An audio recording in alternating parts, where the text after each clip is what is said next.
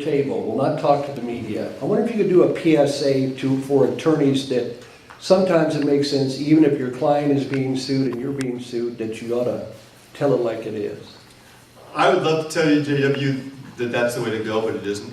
The reality is that if you're if you're going to be involved in litigation, the last thing you want to do is be talking to the media, and the last thing you want to do is try to play out the case in the media.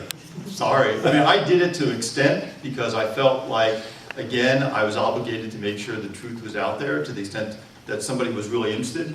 For a while, I tried with Jeff to try to point out to him how he was being played, but then I just stopped. And because of the litigation, I really am, even to this day, I'm constrained about the things I can talk about.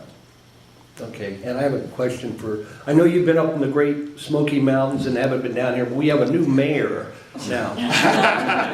And as you have been through that, we're experiencing now selective people that the mayor's office talks to. Whoever is the mayor's favorite, he's not been in office that long. Maybe it's a grudge against the UT, whatever the particular reason. What advice would you give his public affairs people about how you handle the media and even-handedness? Because I think over time you had gotten that reputation as a very even-handed guy in the way you handle the media. Well, I think there are going to be some times when you don't feel you get a fair shake from a certain reporter, and sometimes they need to be put on a timeout, and you can come back and deal with them another time. And you have a lot of other reporters that are vying for your time, and you give higher priority to those that you feel are being fair to you. But eventually you have a talk with that person. Okay, it's time to get back and start working together again, and you want to continue those relationships. But if you're going to get burned, there's you as public officials, we don't necessarily have to deal with those journalists, but for the most part, they're rational, reasonable, logical people that you can sit down and say, hey, I didn't appreciate the way you reported on this thing. We can continue to work together, but you need to be more fair with us. But you have to deal with the media. There's basically two entities you're trying to make happy, and whose cooperation you need. That is the media and it's the city council. And without them, you're not, in my perspective, going to get a lot accomplished. And what Jan was talking about, I just want to talk about the San Diego Police Department is wrestling now with the badges and what to do with it. Mm-hmm. They've met with some of the media talking about what is, but even our own organization, the Society of Professional Journalists, wrestles with it. What's an audience? Is 10 people an audience? Is 100 people an audience? Is 1,000 people an audience?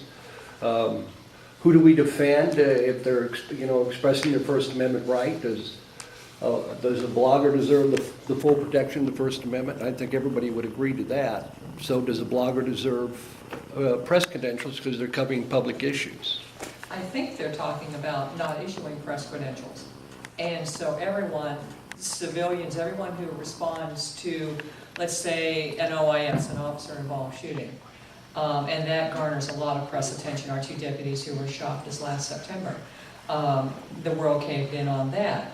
So we do, by definition, have a perimeter, and then we have an area for the media, and then everyone else is out this way. Now, is it fair? Because at that point, because there won't be press credentials, to have the media out here with the civilians vying for the attention of the PIOs. It doesn't seem, if I were a journalist, it doesn't seem fair to me to have you all out here, and you have a lot of different personalities in the world out there, and depending on the area of San Diego you go, it could be a little more difficult than others. So I'm curious to what really some of you think, if you think that press credentials are still a good thing, if we should do it. Should the criteria for that, for SDPD, change for them to issue that? I don't know. I toss it back. It's really an interesting